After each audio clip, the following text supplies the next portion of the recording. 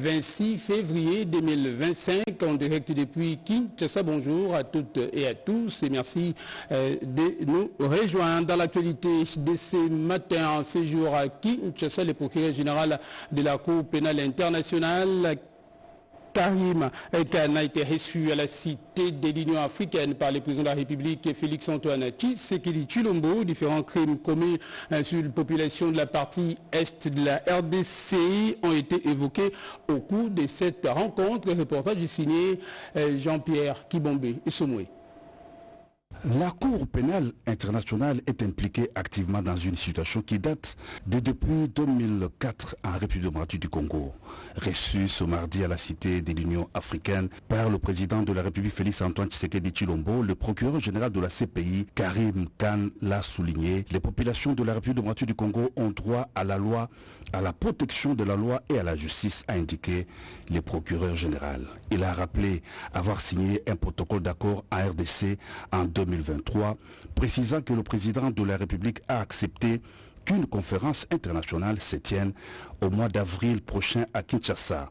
Le professeur Taylor Lubanga, qui a assisté à cette entrevue, parle de la conférence internationale de Kinshasa. Nous avons convenu avec le bureau du procureur depuis le mois de juin 2023 de mettre en place une conférence internationale qui sera chargée d'examiner les causes de la crise sécuritaire du pays, les causes des drames humanitaires, mais également l'instabilité que nous vivons depuis des années dans la partie orientale de notre pays. Voilà pourquoi cette conférence connaîtra la participation de plusieurs hauts cadres du monde pour pouvoir cogiter sur des solutions. L'une des solutions, c'est la mise en place d'une cour pénale spéciale qui va prendre en charge les auteurs des crimes qui n'ont pas été jugés par la Cour pénale internationale ou encore moins par les juges nationaux. Il va être question à l'occasion de cette conférence d'examiner les voies et moyens de l'instauration de cette Cour pénale spéciale pour le Congo et que nous attendons de tous nos voeux pour finalement arriver à une approche holistique et globale qui prendra en charge à la fois les crimes de la CPI et ceux qui seront commis ici, mais qui vont être jugés par un mécanisme mixte, c'est-à-dire le mécanisme constitué des experts de la CPI, donc le juge de la CPI et les juges nationaux qui seront sélectionnés sur base d'un critérium connu de moralité et de compétences, de manière à lutter durablement contre l'impunité des crimes les plus graves. Que tous les seigneurs de guerre, toutes les milices dans n'importe quelle partie de la RDC notent que nous sommes en train de trouver de nouvelles voies pour forger un nouveau partenariat avec la RDC, a dit le procureur général de la CPI. Il a émis le vœu que la RDC ait un futur glorieux auquel il a droit. C'est le temps des actions, a conclu le procureur général Karim Khan. Restons toujours à la cité de l'Union africaine où le président de la République, Félix-Antoine Tshisekedi Tshilombo, a également échangé avec les nonces apostoliques en République démocratique du Congo les possibilités de promouvoir la paix, la situation sécuritaire et ses conséquences humanitaires étaient également au centre de leur discussion. Explication signée Pierre Kibombe Somoué. Nous avons eu un entretien très cordial. J'ai apprécié l'esprit d'ouverture du président de la République. C'est en ces termes que s'est exprimé Monseigneur Mitja Lescovar, nonce apostolique en République démocratique du Congo, qui a été reçu ce mardi à la cité de l'Union africaine par le président de la République Félix Antoine Tshisekedi Tshilombo. Le représentant du Saint-Siège a salué les succès diplomatiques actuels de la RDC au niveau international. Il a dit avoir échangé avec le chef de l'État sur des questions liées à la situation sécuritaire et humanitaire dans l'Est de la RDC qui pourrait, selon les nonces apostoliques, trouver des solutions durables au niveau régional avec les processus de Luanda et de Nairobi. Nous avons parlé de plusieurs questions, soit aussi qui touchent tous les pays, aussi des succès de la diplomatie de RD Congo au plan international. Nous avons échangé aussi sur la question de l'Est du pays, de l'énorme souffrance de la population dans l'Est et aussi des possibilités pour promouvoir la paix.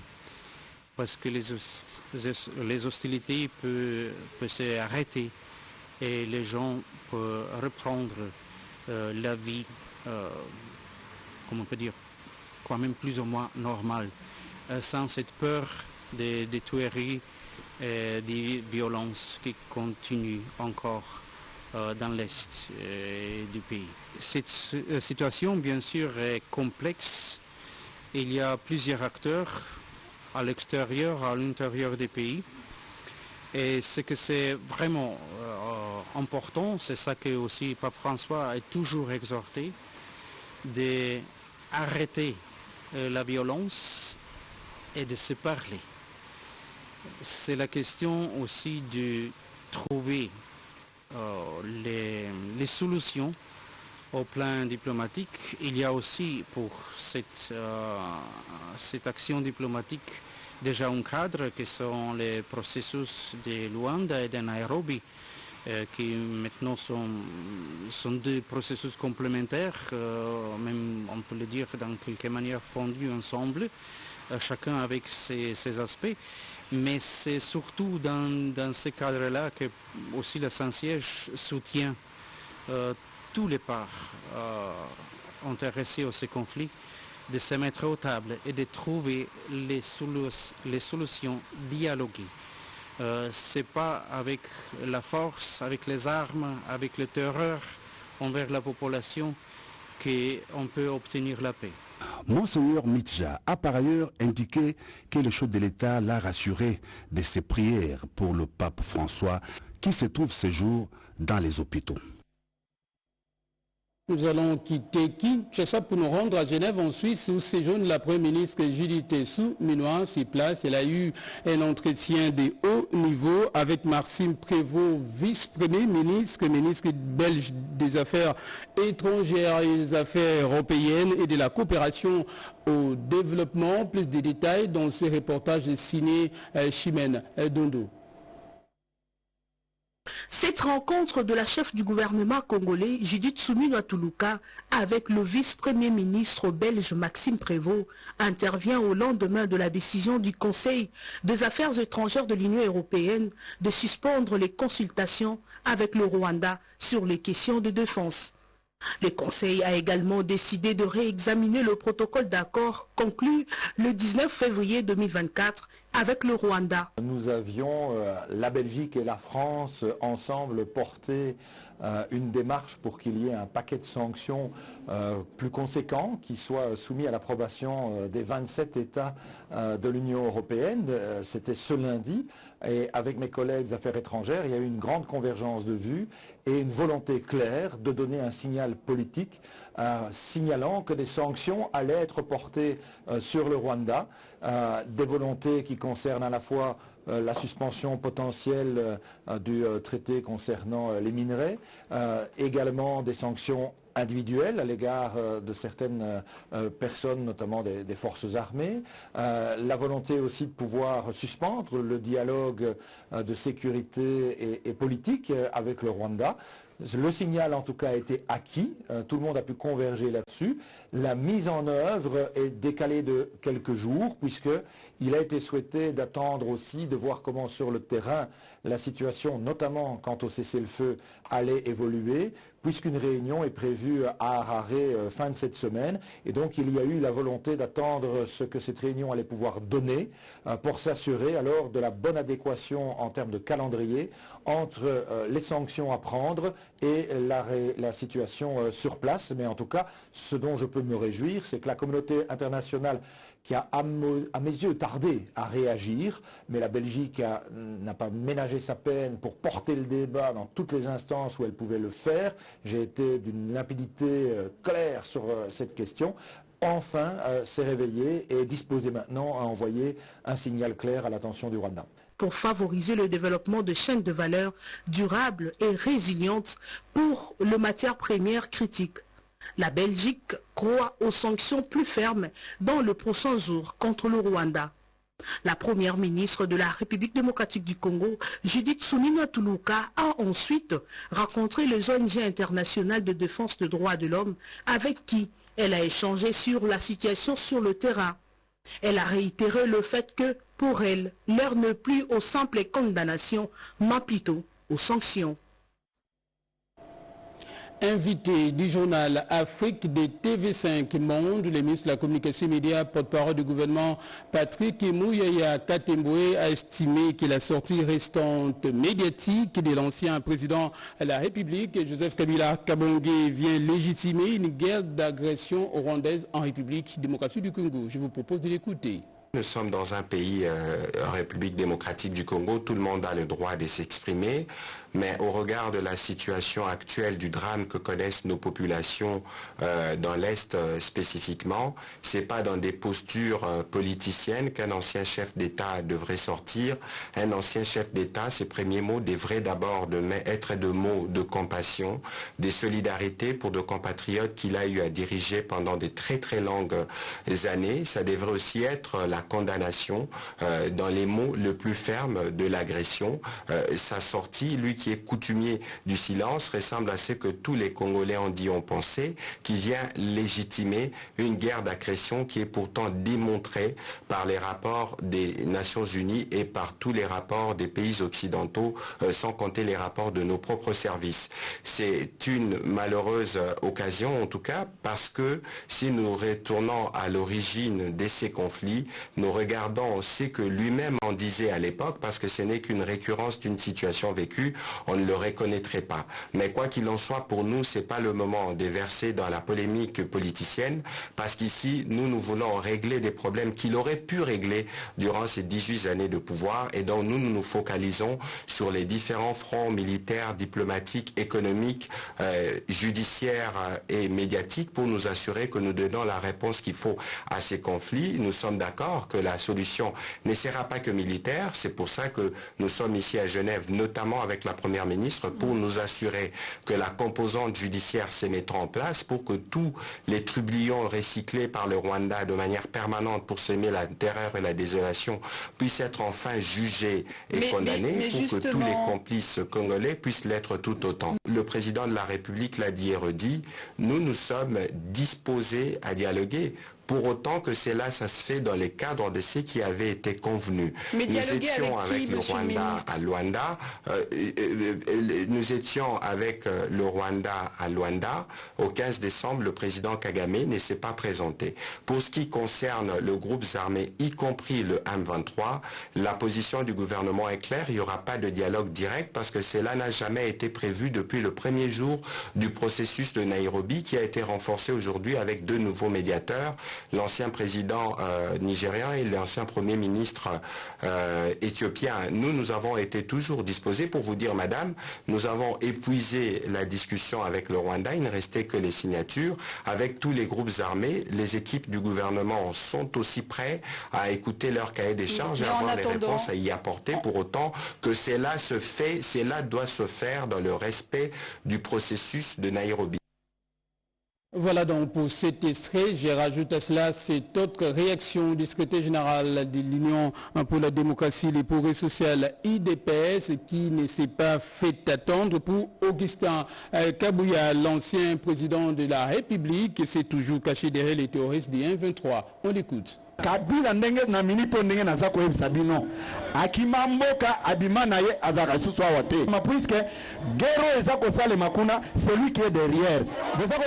Il était le premier à dénoncer sur la place publique au cours des lignes de ces matinées politiques tenues le 30 mars 2024. Ce qui lui a valu des sévères critiques venant de certaines officines politiques. La dernière sortie médiatique de l'ancien président de la République, Joseph Kabila, n'a pas laissé le secrétaire général et président intérimaire de l'IDPS indifférent. Moi, je parlais en fonction de ce que je détenais comme information. Et j'étais allé plus loin pour dire que Kabila est sorti sans toutefois être identifié par les services d'immigration. C'était des attaques, des lynchages médiatiques, des attaques dans les réseaux sociaux.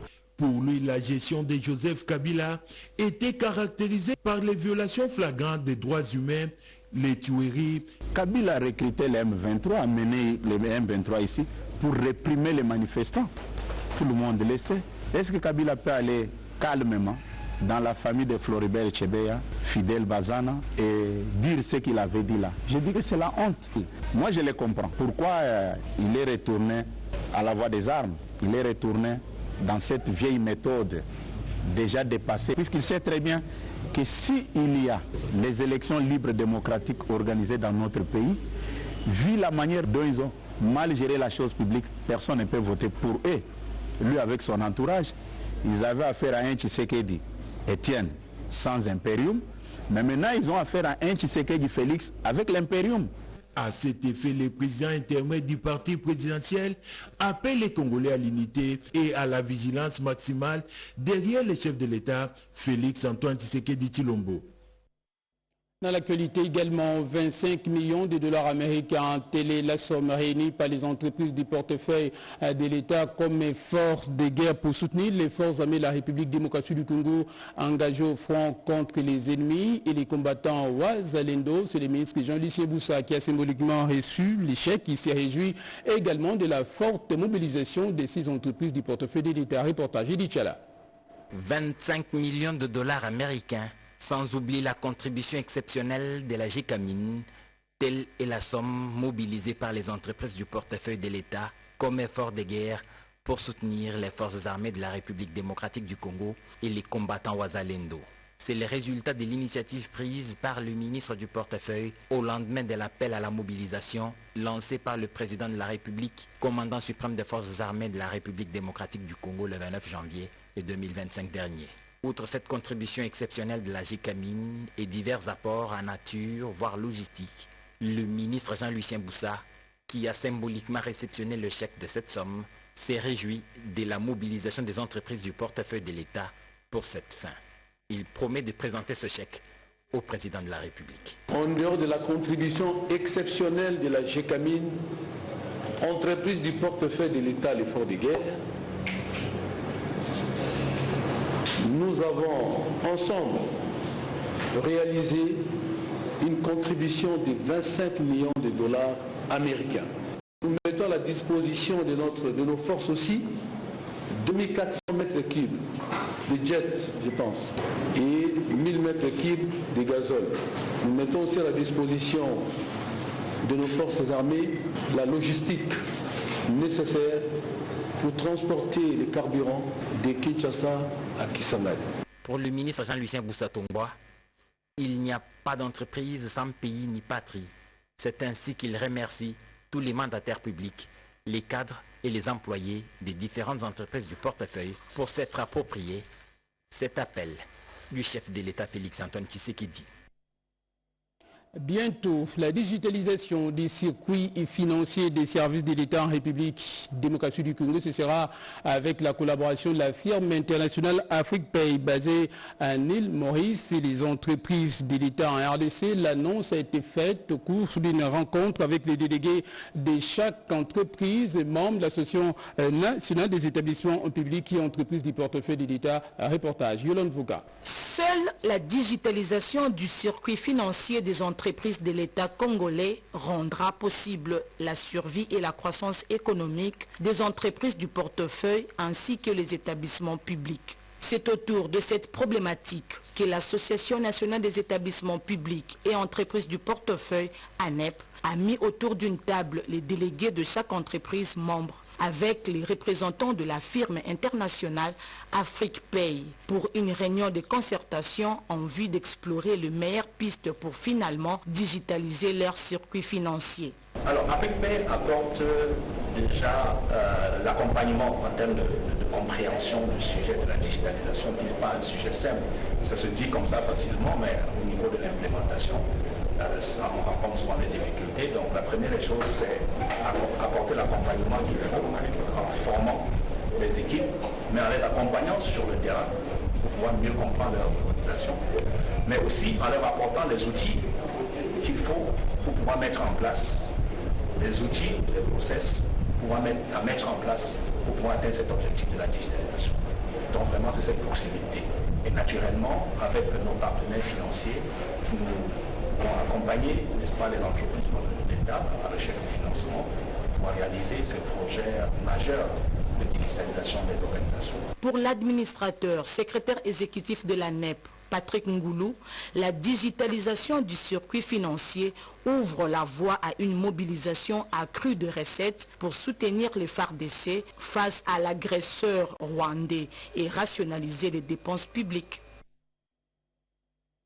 Rendons-nous en Mbuji-Mayi où plus de 56 agents de l'administration publique des provinces du Kasaï, Kasaï central, Kasaï oriental et Lomami ont été identifiés, validés dans les fichiers de référence de l'administration publique. C'était lors d'une cérémonie de remise de l'annuaire alphabétique des cadres et agents de la fonction publique en présence du vice-premier ministre et ministre Jean-Pierre Liaou. Reportage.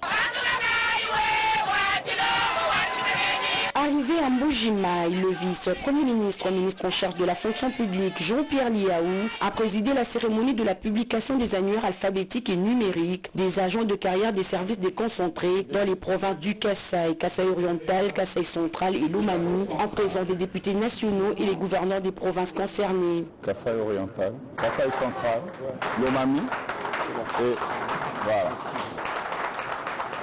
Après la publication de l'annuaire des agents des services centraux et déconcentrés à Kinshasa, le gouvernement de la République marque un pas décisif dans la maîtrise des effectifs et de la masse salariale. Il y a encore quelques années, c'était presque un tabou pour tous les responsables politico-administratifs de notre pays de pouvoir répondre à la fatidique question: combien de fonctionnaires y a-t-il dans notre pays? Ce tabou qui a traversé plusieurs régimes politiques auparavant, dont celui dirigé notamment par ceux qui, sans vergogne, tentent aujourd'hui de s'improviser à donneur de leçons de gouvernance, est en train d'être levé par la volonté ferme et sans faille d'un digne fils du pays, à l'occurrence son Excellence Félix Antoine Tshisekedi Tshilombo. La publication des annuaires de 4 provinces de l'espace Grand Kasaï est un aboutissement d'un travail de dur labeur sous le leadership du chef de l'État, Félix Antoine Tshisekedi Tshilombo, et la supervision de Madame la Première ministre.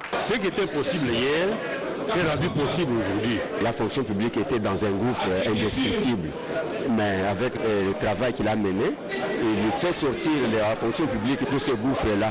En marge de la publication des annuaires, le vice-premier ministre Jean-Pierre Liaou a fait appel à toute la nation de faire bloc derrière les FARDC et les commandants suprêmes pour la défense de la mère patrie. Nos forces armées sont au front et se battent avec courage. Il faut que toute la nation fasse bloc derrière elle et les commandants suprêmes pour défendre comme il se doit notre mère patrie. Se battre pour une cause juste, c'est déjà une victoire, dit-on. Notre cause est juste et nous allons gagner. Après l'espace Grand Kasaï, la prochaine étape concernera respectivement les provinces du Kwango, Kwilu et Congo central. L'opération de mise à la retraite des agents et cadres de la fonction publique se poursuit. Pour cette fois, ce fut le tour de l'autorité de régulation des marchés publics. D'autres détails dans ce reportage de signé Gaëtan Magalano. Applaudi par ses anciens collègues, il est le symbole de l'accomplissement d'un travail bien fait depuis l'avènement de l'autorité de régulation de marchés publics en 2010. Premier retraité de cette entreprise étatique, ce vendredi, c'est désormais ancien chef de division, est honoré par le conseil d'administration. Permettez-moi d'exprimer ma profonde gratitude envers la direction générale, ainsi qu'à vous, chers collègues et collaborateurs. Votre confiance m'ont permis d'exercer mes fonctions avec rigueur et engagement. Le directeur général a exprimé sa gratitude de retraité pour le service rendu pendant plus de 10 ans, en soulignant la qualité d'un travail assidu, motivé et rigoureux. Comme le prévoit la convention collective de l'ARMP, une promotion individuelle a été accordée aux concernés et la direction générale s'attelle à accorder les avantages dignes et à la hauteur des services rendus depuis tant d'années de prestations à l'ARMP. C'est ici le lieu d'adresser mes remerciements les plus sincères à M. Wakunjoli pour son esprit d'équipe et son sens élevé de professionnalisme au cours de sa carrière professionnelle à la direction générale de l'ARMP. Le président du conseil d'administration de l'ARMP a souligné la valeur et la rigueur du traitement qui a servi l'ARMP pendant plusieurs années en insistant sur son caractère d'un homme paisible et travailleur. Je suis honoré de vous remettre ce cadeau qui est un voyage en compagnie de votre épouse. Sentiment de reconnaissance envers ses collègues pour le temps passé au service de la République et surtout pour le moment de joie, de succès et de défis passés ensemble en restant convaincu que cette entreprise étatique va continuer à apporter haut le valeur de rigueur et d'intégrité pour le bien de la RDC. À Gaborone, le ministre des Ressources hydrauliques et l'électricité, Teddy Luamba, a porté la voix de la République démocratique du Congo à la semaine de l'énergie de paix de la communauté économique de l'Afrique australe. SADC, question d'éventer également les potentialités énergétiques de la République démocratique du Congo et avancées réalisées dans ces secteurs. Alain Mbikaï nous dit un peu plus. Ces assises sous-régionales réunissent à Gaborone, capitale botswanaise, les ministres des pays de la SADC ayant dans leurs attributions l'énergie. L'objectif visé est la recherche des solutions rapides en vue d'accélérer la production des énergies durables. C'est dans ce cadre que le ministre des Ressources hydrauliques et l'électricité, professeur Teddy Luamba Mouba, a porté la voix de la République démocratique du Congo à ces travaux pour présenter les potentialités énergétiques et opportunités qu'offrent les pays de Félix-Antoine Tshisekedi Tshilombo et faire un état de lieu de plusieurs projets développés au pays pouvant servir de modèle à d'autres pays de la sous-région. La RDC a la potentialité d'abord de produire une énergie totalement verte.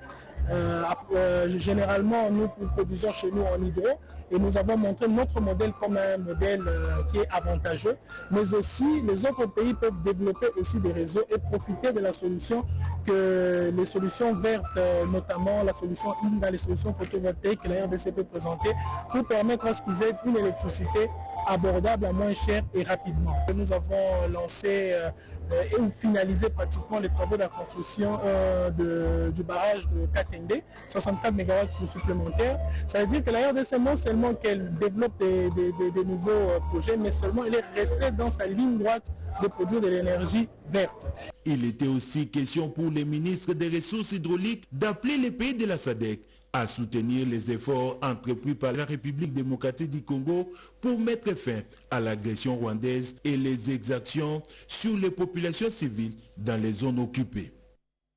Dans l'actualité également, Kinshasa abrite depuis hier les travaux de l'atelier stratégique et régional des représentants des institutions nationales des droits de l'homme et leaders de la société civile locale. L'objectif affiché, c'est de contribuer au retour de la paix dans la partie est du pays. Reportage. Cet atelier régional de 2 jours, organisé par la Commission nationale des droits de l'homme que dirige son président Paul Sampoumoukoulou, vise à monter des stratégies communes pour conjurer les violations massives des droits de l'homme dans les zones sous occupation par l'armée rwandaise et ses supplétifs du M23. Ce que nous attendons de cette rencontre, c'est une stratégie qui fera tache d'huile. En Afrique, les acteurs de la SADC se sont déployés pour venir partager avec nous leur sympathie, compassion et comprendre davantage pour qu'elles aillent aussi rapporter à leur pays ce qui se passe réellement à l'est du pays où pratiquement le massacre de la population que l'on pourra qualifier d'ici là d'un véritable génocide du peuple congolais dont le Rwanda se rend coupable. La représentante du directeur du bureau conjoint des Nations Unies aux droits de l'homme, Corinne, est intervenue pour saluer l'initiative. Les Nations Unies restent pleinement engagées aux côtés du peuple congolais dans sa quête de paix et de justice. Notre engagement repose sur une approche basée sur les droits humains, qui place la dignité et le bien-être des populations au centre de toute action. Nous encourageons les autorités nationales à poursuivre leurs efforts pour renforcer l'état de droit, lutter contre l'impunité et promouvoir un dialogue inclusif pour une paix durable.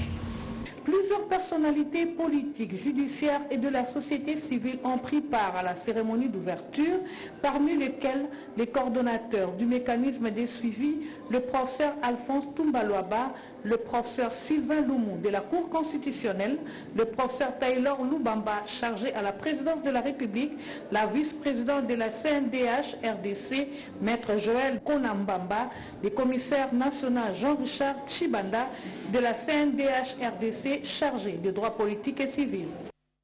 Il sera construit dans les tout prochains jours de nouvelles cités et logements sociaux à travers la ville de Kinshasa. L'air est à présent aux préparatifs. Les présidents de l'Organisation mondiale pour le développement de l'Afrique, Taylor Koubia, au cours d'une séance d'échange, a invité les jeunes à s'approprier ces projets, également à saisir les opportunités qu'offre l'entrepreneuriat en République démocratique du Congo. La suite dans ce reportage.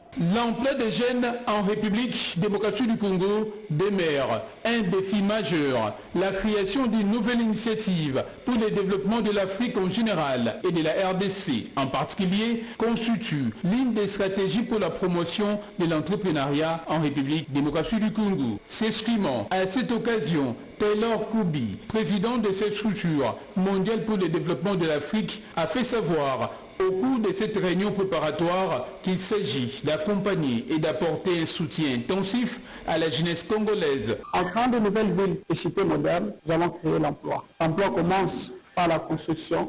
Ensuite, puisque ce sont des villes qui seront gérées, il y a beaucoup d'activités qui vont s'en suivre. Entre autres, il faudrait électrifier les villes, l'apport en eau potable. Il y aura aussi le besoin d'entretien des routes, entretien de la cité. Et les jeunes vont trouver leur part parce qu'ils vont trouver l'emploi. À entendre Taylor Koubi, président de l'OMDAF, cet engagement a été pris pour permettre aux jeunes de pouvoir contribuer à la croissance économique du pays. Pour le président de l'Organisation mondiale pour le développement de l'Afrique, Taylor Koubi, les jeunes ont un rôle important à jouer. Question de répondre aux besoins urgents de développement de la République démocratique du Congo. Grand était le plaisir pour moi de vous présenter cette première édition du journal sur notre antenne. Merci de votre fidélité. Merci aussi à nos équipes, à la rédaction en régie avec nous, Papi Nguinamao, Mamita Bangoulou, Gédéon Kola ainsi Alain Ngalia, grâce à qui nous avons pu vous informer. Restez avec nous, l'information continue et ça se poursuit en français également dans les autres langues de diffusion. Les prochains rendez-vous, c'est à tout à l'heure à 13h30 avec Lucie Laviti Senda, la présentation. Il ne me reste plus qu'à vous souhaiter une très bonne suite des programmes en compagnie de notre antenne. Moi, je vous dis également merci et à demain.